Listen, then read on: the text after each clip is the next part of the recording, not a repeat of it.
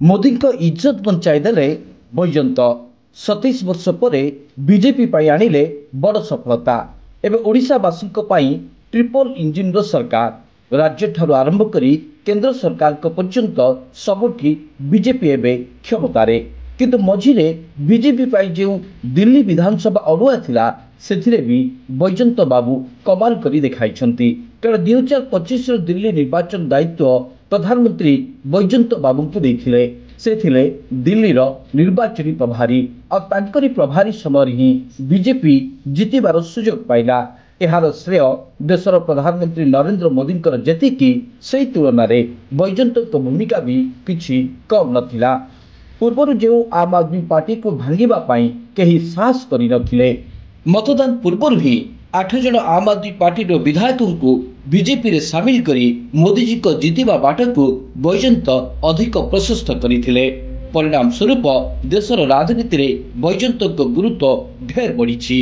अर्थात केन्द्रापड़ार सांसद बैजयंत पंडा को आसंता दिन में कौनसी को गुरु दायित्व मिलिबो एथिरे कौनसी संदेह नहीं।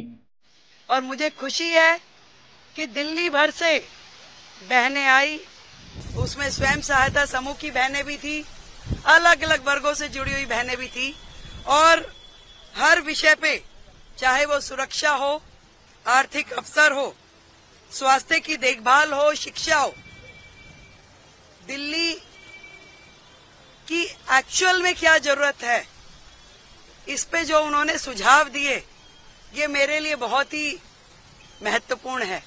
और मुझे खुशी है कि दिल्ली की बहनों को एक महिला मुख्यमंत्री से जो अपेक्षाएं हैं आज उन्होंने उस पर खुल के बोला।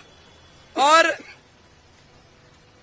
जो जो क्षेत्र उनको लगता है कि दिल्ली सरकार को वहां काम करना चाहिए, जो अभी तक अछूते थे, अनदेखे थे, मैं दिल्ली को ये विश्वास दिलाती हूं कि आपकी ये मुख्यमंत्री बहन जरूर उन सब पे विचार करते हुए दिल्ली सरकार की कार्यप्रणाली में उसको लेके आएंगी और दिल्ली की बहनों की अपेक्षाओं को पूरा करेगी।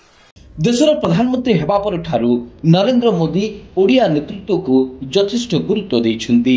से आधार रे एबे बैजयंत भी जोड़ी होइछन्ती कारण पूर्व जेते सब नेता अन्य दलरु आसी बीजेपी रे शामिल होइछन्ती सेमानक मध्यरु केही भी मोदी जी को एतेटा विश्वस्त होई पारि नाहंती जहाँकि बैजयंत निज क्षेत्र रे प्रमाणित करिछन्ती।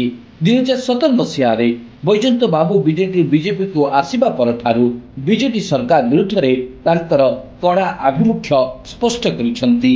राज्य रे बीजेपी रो सफलता पछरे बैजयंत तथा तांकरी घरोई मालिकाना रे थिबा गणमाध्यम संस्थान रो यथेष्ट भूमिका भी रही जहार सुफल बीजेपी को मिली।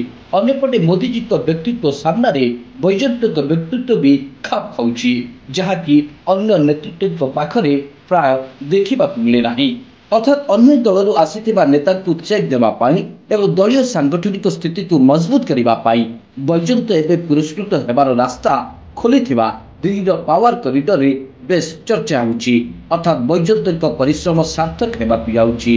आउ एबे बैजयंत को जदि मोदी पुरस्कृत करिवे ताहले केउ नेता हाथरू पद चली जिवो ताकू नै ओडिशा राजनीति बेस सरगरम। Bureau report pocket news group.